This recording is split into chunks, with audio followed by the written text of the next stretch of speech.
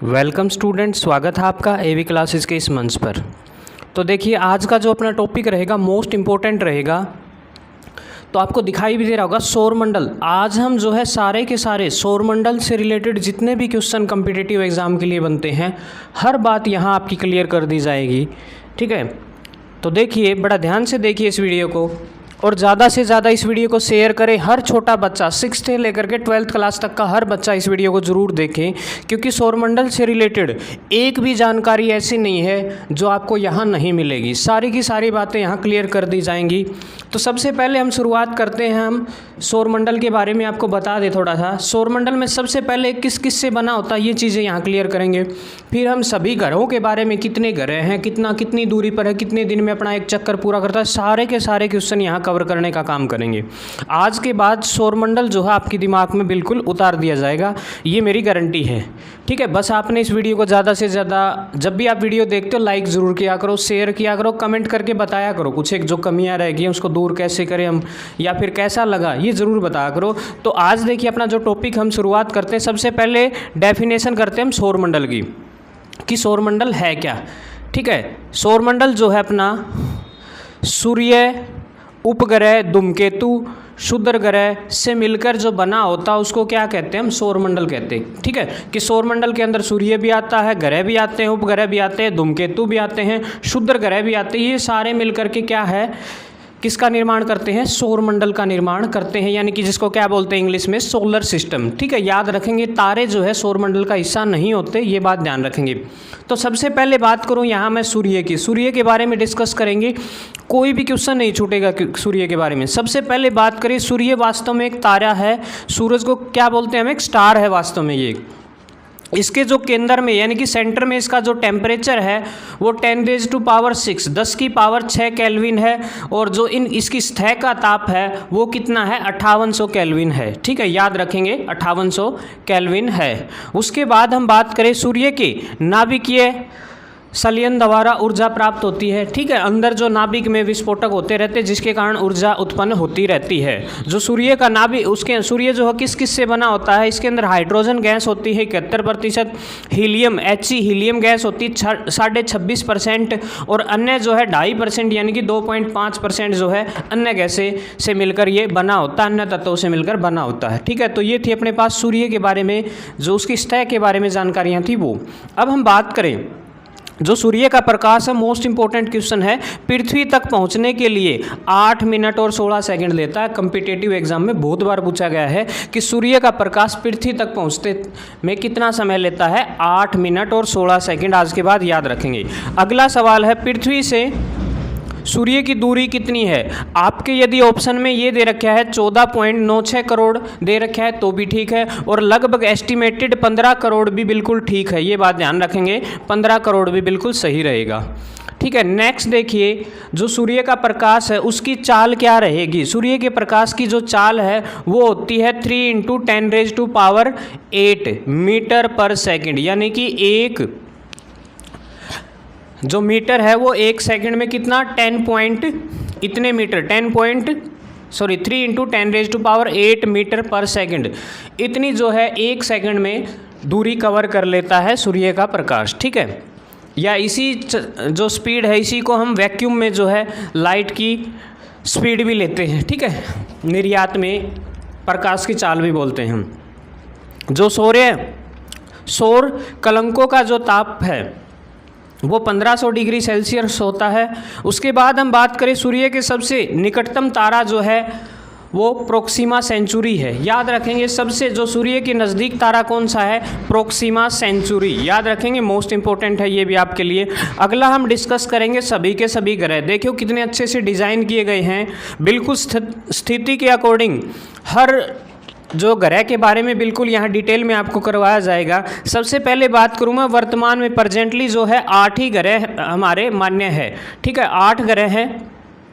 ग्रहों की बात करूँ तो मैं, पहले एक टाइम था, आज से 10-15 साल पहले जो है 9 ग्रह, प्लूटो भी एक हमारा ग्रह का हिस्सा हुआ करता था, लेकिन अब वो नहीं है। फिलहाल वर्तमान में जो है 8 ग्रह हैं। तो सबसे पहले बात करूँ जो सूर्य के सबसे नज़दीक है, इधर से स्टार्ट करते हैं हम। जो सूर्य के सबसे नज़दीक है वो कौन सा है? बुध ग्रह। उसके बाद मैं बात करूं शुक्र ग्रह, और हमारा जो ग्रह पृथ्वी है वो जो है तीसरे स्थान पर है। और उसके बाद बात करूं मैं मंगल ग्रह, उसके बाद बात करें हम बृहस्पति, फिर शनि ग्रह आता है, फिर अरुण और फिर वरुण। ठीक है, ऐसे ही सीरियल वाइज 8 के 8 ग्रह आप याद करने का काम करेंगे। सबसे पहले बुध, फिर शुक्र, पृथ्वी, मंगल, बृहस्पति, शनि, अरुण और वरुण, याद रखेंगे इसी तरह एक सीक्वेंस में। ठीक है, और जैसा कलर हमने इनका कर रखा है वैसे ही कलर के दिखाई भी देते हैं। हमारी पृथ्वी ग्रीन दिखाई देती वायुमंडल से, क्योंकि यहाँ पेड़ पौधे होने के कारण। ठीक है, और जो मंगल है वो रेड कलर का, मार्स भी बोलते हैं इसको। ठीक है, लाल ग्रह भी बोलते हैं। ठीक है, और जैसा कि बिल्कुल साइज भी इन्हीं के अकॉर्डिंग रहेगा। सबसे बड़ा ग्रह जो कि आपको बड़ा दिखाई दे रहा तो क्या रहेगा? बृहस्पति रहेगा। ठीक है, जुपिटर बोलते हैं इसको, इंग्लिश में याद रखेंगे। अगला देखिए, आप इनके बारे में थोड़ा डिटेल में पढ़ेंगे हम, क्या क्या बोला जाता है ये ज़रूर पढ़ लेंगे आप। सबसे पहले बात करूं मैं कि आंतरिक ग्रह किनको बोलते हैं। 4 ग्रह ऐसे हैं जिनको आंतरिक ग्रह बोलते हैं, और अगले ही 4 ऐसे हैं जिनको बाह्य ग्रह भी बोलते हैं। इंटीरियर जो प्लेनेट है वो, और एक्सटीरियर प्लेनेट जो है, किन किन को बोलते हैं? इंटीरियर प्लेनेट ये चारों के चारों होते हैं जो बृहस्पति से पहले, और एक्सटीरियर के अंदर कौन से आते हैं? बृहस्पति और बृहस्पति के बाद वाले सारे के सारे जो ग्रह है वो एक्सटीरियर प्लेनेट के अंदर आते हैं, बाह्य ग्रह के अंदर आते हैं। ठीक है, ये बात ज़रूर ध्यान रखेंगे। तो सबसे पहले बात करूं मैं, इन ग्रहों के बारे में डिटेल में पढ़ेंगे हम बारी बारी से, हर ग्रह को बिल्कुल डिटेल में डीपली बताया जाएगा। सबसे पहले बात करूं मैं मरकरी। मरकरी यानी कि बुध सबसे नज़दीक है, और वही हम बिल्कुल एक सीक्वेंटली पढ़ेंगे, ऐसा नहीं आगे पीछे पढ़ेंगे। पहले बुध है सूर्य के जो नज़दीक है उसी के अकॉर्डिंग पढ़ेंगे। सूर्य के सबसे निकटतम ग्रह है और सबसे छोटा ग्रह। ठीक है, आज के बाद सवाल ये पूछ लिया जाए, देखो 2 सवाल हो गए एक ही लाइन के अंदर, कि सबसे छोटा और सबसे निकटतम सूर्य के ग्रह कौन सा है? वो ग्रह रहेगा आपका बुध ग्रह, जो कि सबसे छोटा भी है और सूर्य के सबसे पास भी है, और जो है सबसे कम समय में अपनी जो है सूर्य की चारों तरफ एक चक्कर लगाने का काम जो है मात्र 88 दिन में जो है पूरा करने का काम करता है ये। तो इसका कोई उपग्रह नहीं है, एक बात ध्यान रखेंगे। 2 ऐसे ग्रह हैं जिनके कोई उपग्रह नहीं है, एक तो ये बुध है और उसके बाद शुक्र है। ठीक है, तो इसका कोई भी उपग्रह नहीं है। उसके बाद बात करूं मैं, सबसे कम समय में सूर्य की परिक्रमा करने का काम जो है बुध ग्रह ही करता है, जो 88 दिन में जो है अपना एक चक्कर पूरा कर लेता है। सर्वाधिक तापांतर है। ठीक है, इसके ताप के अंदर बहुत ज़्यादा अंतर पाया जाता है, कहीं गर्मी कहीं ठंड। ठीक है, उसके बाद बात करें हम शुक्र ग्रह। ठीक है, शुक्र ग्रह सबसे अधिक चमकीला, सबसे अधिक चमकीला ग्रह किसे बोलेंगे आप? शुक्र ग्रह को। और सर्वाधिक गर्म, सबसे गर्म भी जो हॉटेस्ट प्लेनेट है वो भी कौन है? शुक्र ग्रह ही है, याद रखेंगे। पृथ्वी के सबसे निकट है, और शुक्र ग्रह से पूर्व बिल्कुल पृथ्वी की तरह, जैसे पूर्व से पश्चिम दिशा में जो है सूर्य की परिक्रमा करने का काम जो है शुक्र ग्रह करता है। इसी कारण इसे जो है इसकी कुछ खासियत जो है हमारी पृथ्वी से मिलती है, इसीलिए इसे पृथ्वी की बहन भी कहा जाता है। ठीक है, कई बार सवाल पूछा जाता है कि सबसे गर्म ग्रह कौन सा है, तो याद रखेंगे कौन सा है? अपना शुक्र ग्रह। उसके बाद कई बार ये सवाल पूछा जाता है कि पृथ्वी के सबसे नज़दीक कौन सा ग्रह है, वो भी शुक्र ग्रह है। ठीक है, और पृथ्वी की बहन किसे कहा जाता है? शुक्र ग्रह को। या फिर इसको कभी कभार जो है सांझ का तारा, भोर का तारा भी कहते हैं, क्योंकि पृथ्वी से इसको ये दिखाई देता है कभी कभार। ठीक है, और इसका कोई भी उपग्रह नहीं है, ये हमने ऊपर बता दी थी, ना ही बुध का था। ठीक है, अब आगे अपना थर्ड जो ग्रह है, प्लेनेट है, मोस्ट इंपॉर्टेंट है हमारी पृथ्वी, अर्थ, जिसकी बात करें हम। अर्थ जो है तीसरे नंबर का ग्रह होगा, नीला ग्रह कहते हैं इसको। इसका औसत घनत्व 5.5 ग्राम पर सीसी है, याद रखेंगे, कई बार पूछा जाता है ये। एकमात्र ऐसा ग्रह जिस पर जीवन संभव है। ठीक है, कि जहां वायुमंडल पाया जाता है, एकमात्र ऐसा ही ग्रह कौन है? पृथ्वी है। उसके बाद बात करें हम, सूर्य से इसकी दूरी लगभग जो है 15 करोड़ किलोमीटर है। अभी अभी ऊपर बात की थी हमने, 14.96 करोड़ बताया था ना, वहाँ मैंने बोला था एस्टिमेटेड बिल्कुल यही है कि औसत जो दूरी है वो 15 करोड़ किलोमीटर है। अपने अक्ष पर 23.5 डिग्री अक्ष पर झुकी होती है, इसी कारण यहाँ जो है ऋतु परिवर्तन होता है, सर्दी गर्मी आती रहती है। ठीक है, और देखिए जो अपनी पृथ्वी को जो है एक रेखा है जिसको विषुवतीय रेखा या भूमध्य रेखा बोलते हैं, और ये हमारी पृथ्वी को 2 भागों में बांटने का काम करती है। इसको बोलते हैं उत्तरी गोलार्ध, और ये होता है नीचे वाला दक्षिणी गोलार्ध। 2 भागों में डिवाइड करने का काम करती है, और यहीं से एक रेखा गुजरती है जिसको कर्क रेखा बोलते हैं। 23.5 डिग्री पर, एक 23.5 डिग्री पर जो है देखो ये 3 रेखाएं काटती है, ये तो विषुवतीय रेखाएं है, ये देखो विषुवत रेखा यानी कि भूमध्य रेखा। फिर जो है 23.5 पे क्या बोलती है, कौन सी रेखा काटती है, करक रेखा, इसको बोलते हैं करक। और नीचे 66.5 पे काटती है एक मकर रेखा, ठीक है, उसको क्या बोलते हैं, मकर। और बीच वाली को भूमध्य रेखा या विषुवतीय रेखा भी बोलते हैं। सबसे ज़्यादा गर्मी और बारिश जो है विषुवतीय रेखा के आसपास वाले क्षेत्रों में होती है। फिर देखिए थोड़ा और इसके बारे में आपको डिटेल में बताएं। अपने कक्ष तल के साथ 66.5 का कोण बनाती है, नीचे वाले के साथ कितने का, 23.5 डिग्री का कोण बनाती है। परिक्रमण काल जो है इसका 365 सही 1/4 है, यानी कि 365 दिन और 1/4 दिन, यानी कि 6 घंटे जो है इसका टाइम है, जो सूर्य के चारों ओर चक्कर लगाने का काम करती है ये। फिर कर रहे हम बात परिभ्रमण। परिभ्रमण मतलब अपने ही अक्ष पर, ठीक है, रोटेशनल जो इसकी मोशन है वो क्या है, 24 घंटे में अपना एक चक्कर पूरा करने का काम करती है। उपग्रह, और इसका एक मात्र उपग्रह है जिसका नाम जो है चंद्रमा है, प्राकृतिक उपग्रह, इसमें कोई दो राय नहीं। आपने सुना होगा हाल ही में हमारे हिंदुस्तान देश ने जो है चंद्रमा पर, चंद्रमा के दक्षिण ध्रुव पर अपना परचम लहराया, और एक बहुत गर्व की बात है हम हिंदुस्तानियों के लिए। तो नमन है उन वैज्ञानिकों को जिन्होंने हिंदुस्तान देश का नाम रोशन किया।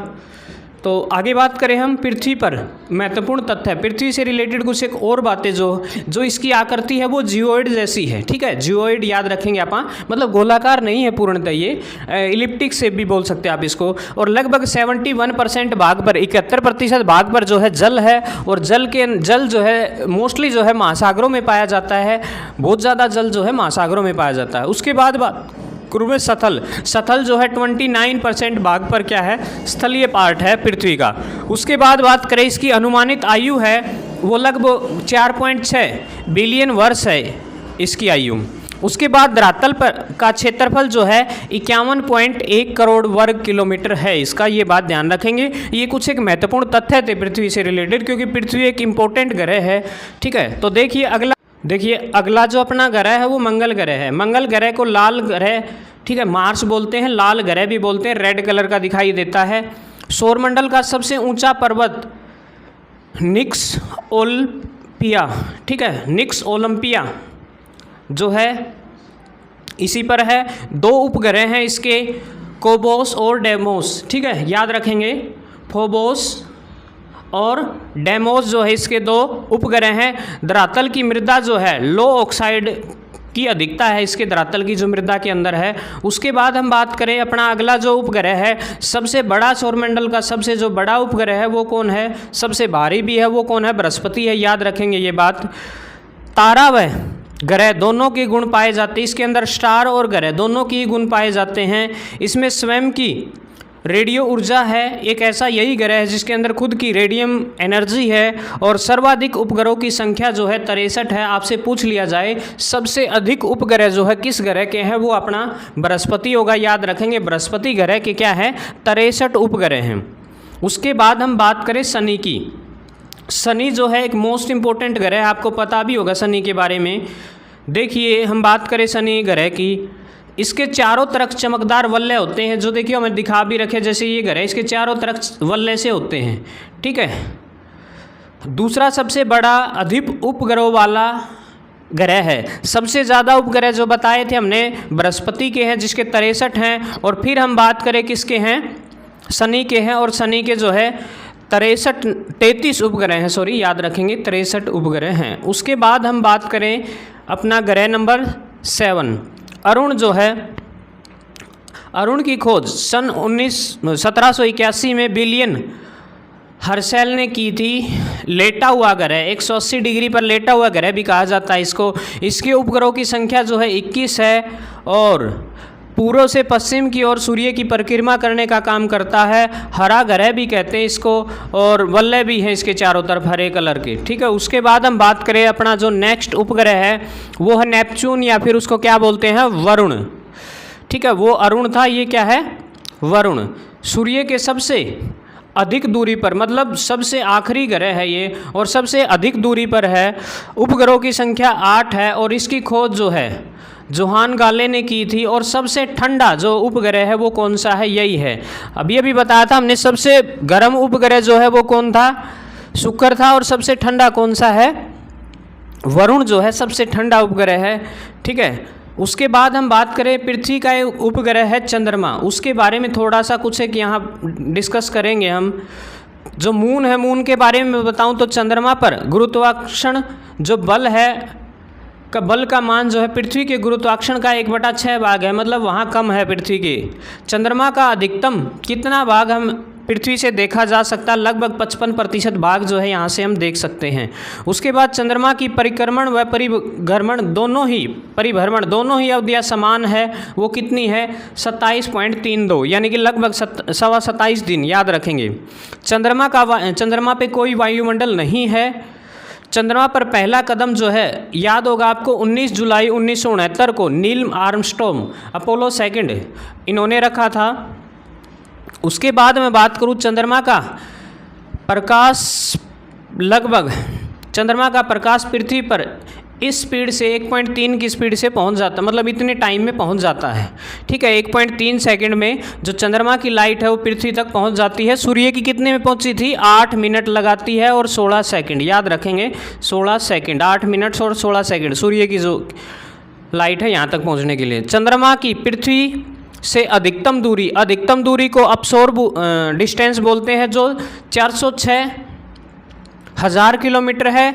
और चंद्रमा से पृथ्वी की न्यूनतम दूरी, जिसको उपसौर बोलते हैं और उपभू बोलते हैं, जिसकी जो डिस्टेंस है वो 364,000 किलोमीटर है। ठीक है, तो ये कुछ एक जानकारी थी चंद्रमा के बारे में। शायद आज आपको सारा का सारा सौरमंडल समझ में आ गया होगा। वीडियो कैसी लगी ज़रूर बताएं, कमेंट करें और ज़्यादा से ज़्यादा चैनल को सब्सक्राइब करके जय हिंद लिख के ज़रूर हमें सपोर्ट करें। जय हिंद, जय भारत, इनकलाब जिंदाबाद, जय श्री राम।